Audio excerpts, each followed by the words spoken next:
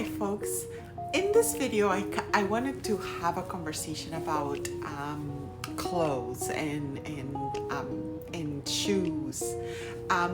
What I really wanted to discuss is how the fashion industry it's really obviously geared to a certain body type, or rather, is easier for them or cheaper for the fashion industry to do smaller outfits, or rather garments. And I might give you a little bit of insight into why obviously it's cheaper to make clothes in terms of regular size versus plus size. Now, I do want to put into perspective that I have not been, I was in the industry many moons ago.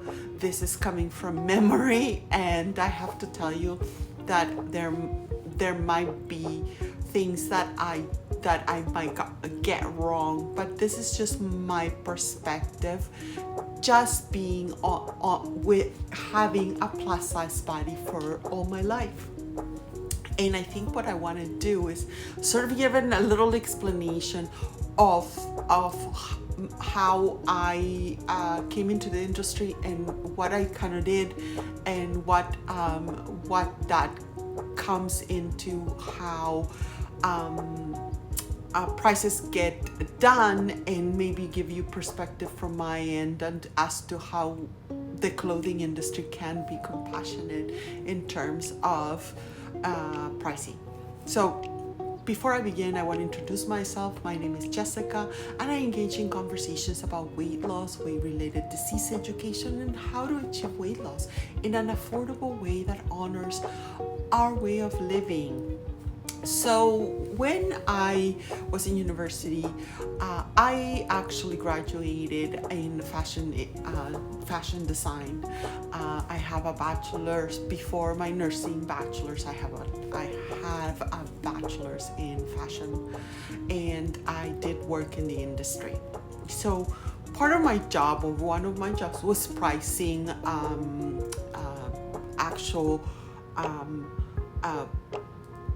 So how you go through a plant, or if you are going to get a shirt, the shirt is going to come, and they're going to how we price this in individual operations. Sewing of one sleeve, that requires one pricing, and then we put and then the second seam, the third seam, and all that stuff, it all gets priced individually. And then once that gets all priced, it's all put together, and then that would be the cost of the shirt. And then after that, it gets that price. There's added prices, the advertisement, the cost of transportation, all that stuff gets added, and then that's your price that you have. That's the bottom price that you will have for that shirt. Okay, so the reason why I share this is because there is room for example, for you to have a size 10, size 16, size 20, and I think there was a bit of an achievement in terms of, you could offset, the size 10 and make the prices between, for example, the size 10 and the size 16. Even though the size 16 takes more fabric for obvious reasons, you could price it at the same price, but there is a point where it's not longer achievable because of the fact that the 20, 22, 24 might take so much fabric versus the size 8 and things like that, and then there's where your price difference occurs.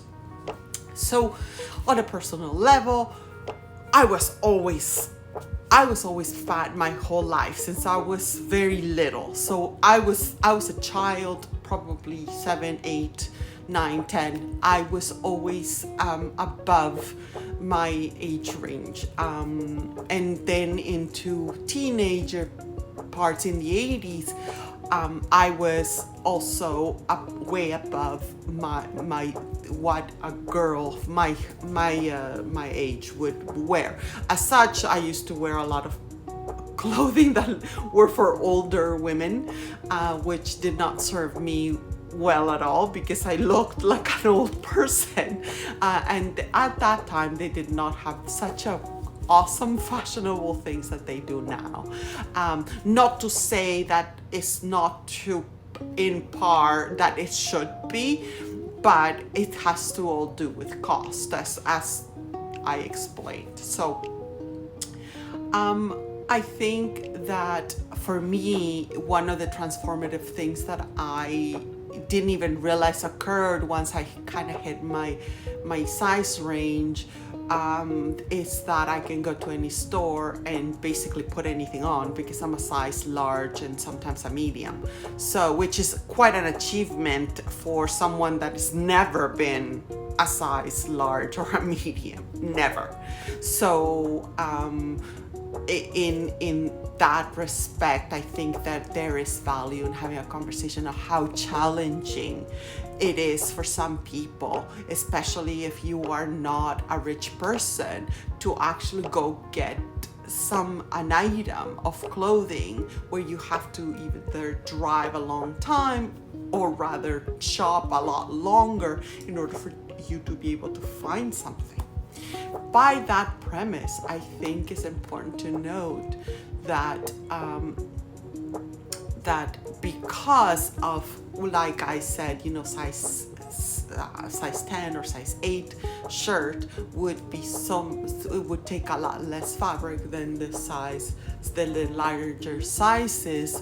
I think that there's a point where it does not become equitable to, or rather it's not equitable, like it would be equitable if everybody paid the same price, but what happens is that the price becomes a little unreasonable. And now that we have this fashion that is disposable fashion, it becomes even less achievable because none of us want to pay for for fashion, especially when fashion itself has become very disposable, right? It's not, our clothing does not last more than 2 years, and then we get outfits much more often than we did, for example, in the 50s, right? So and also a lot of us were very skilled at, or our moms used to teach us how to sew. Notwithstanding, I learned how to sew from my grandmother and my mother, and so those are skills that were very, very useful because we did not buy clothing that often. So with that said, I think there's value in having a conversation, in really touching base that, or rather really understanding the plight of plus size people. Why? Because I think that inherently, in my humble opinion, and you might disagree, that I think it would be equitable, even though ours, for example, for me, my size 10, size 12 would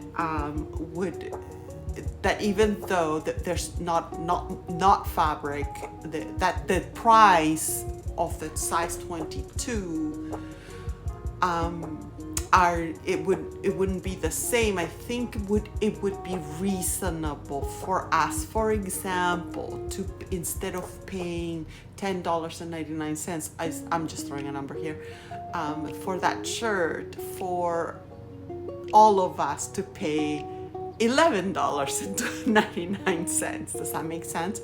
Because at the end of the day, it's actually, when you put it down, when it becomes paper, it would be it wouldn't be outrageous to think, because let's pretend that the shirt is $100 in terms of, like, a label or whatnot. It's $100. $120, it wouldn't be reasonable for us to do that. But if everyone was paying $110, I think that would be a lot kinder.